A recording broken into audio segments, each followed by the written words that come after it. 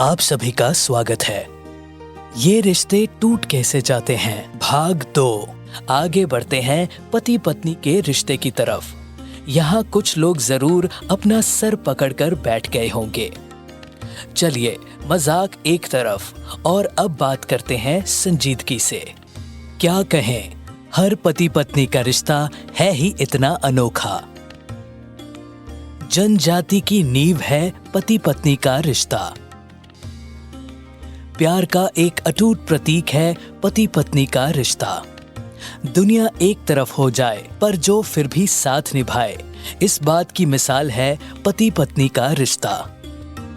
लेकिन आजकल ऐसा देखा गया है कि सबसे जल्दी और सबसे पहले टूटने वाले रिश्तों की सूची में पति पत्नी का रिश्ता बहुत ज्यादा पाया जाने लगा है। यहाँ हमें एक बात पर जरूर गौर करना होगा।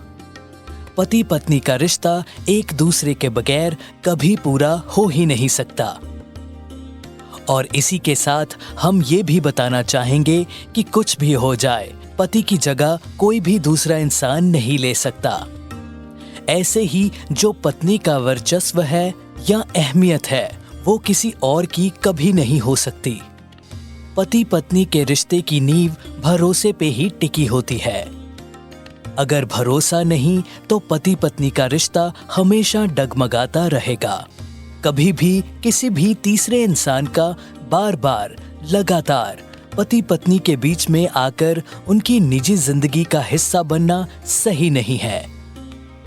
जब तक पति पत्नी के बीच की गई बात उनके बीच में रहेगी, तो चाहे जितनी बार मर्जी लड़ाई हो, तू मैं हो, एक दूसरे से रूठें फिर भी एक दूसरे को मना ही लेंगे। लेकिन अगर कोई तीसरा इंसान बार बार बीच में आएगा तो गलत फहमियां बढ़ती जाएंगी और रिश्ता बिगड़ते बिगड़ते टूट जाएगा। इसके बाद आते हैं बेटा और बेटी के रिश्ते पर। आजकल के युग में बच्चे माँ बाप से अपने मन की बातें कभी या तो कह नहीं पाते या कहते हैं तो थोड़ा बहुत आधा अधूरा। सबसे पहले ये जिम्मेदारी माता पिता की है कि उनका अपने बच्चों के साथ रिश्ता ऐसा हो कि बच्चे उनसे अपने दिल की बात करते वक्त झिझक ना महसूस करें और डरें नहीं। माता पिता को ये समझना पड़ेगा कि बढ़ती उम्र में बच्चे नए लोग, नई चीजों और नए व्यवहारों से गुजरते हैं।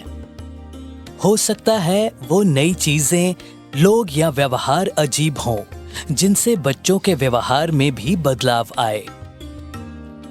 इसको माता पिता को समझना होगा और बच्चों के इस समय में सही ज्ञान और बातें उनसे साझी करनी होंगी। बेटा बेटी की जिंदगी में तो ऐसा सब होना उनके लिए बिल्कुल नया है, लेकिन माता पिता का तजुर्बा पहले से ही इन सब नई चीजों, लोगों और व्यवहारों से पहले से गुजर चुका होता है। इसलिए सही तरीके से बच्चों को समझाना, साथ साथ उनको ये भी समझाना जरूरी हो जाता है, जिससे कि वो ना तो माता पिता से बातें छुपाएं और ना ही झिझक के साथ ना बात करने की सोच को अपने अंदर बैठा लें।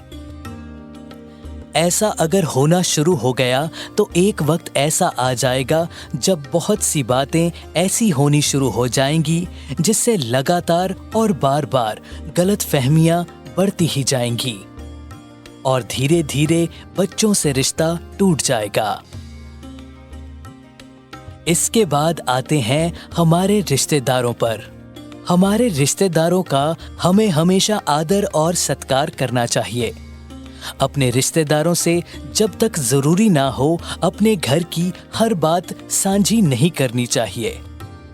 उनसे उतनी ही बात करें जिससे आपके बीच में एक इज्जत और प्रतिष्ठा का महत्व कभी कम ना हो। कभी उनकी जिंदगी में भी ज्यादा दखल देने की कोशिश ना करें।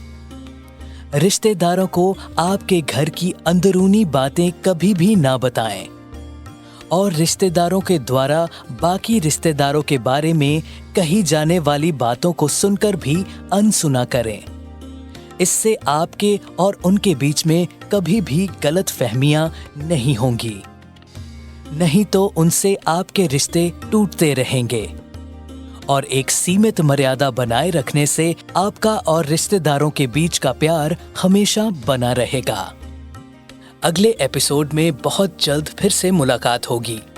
तब तक के लिए अपना खूब सारा ख्याल रखें, अपनों से बेहद प्रेम से रहें, अपनों से बहुत सारा प्यार लें और अपनों को बहुत सारा प्यार दें।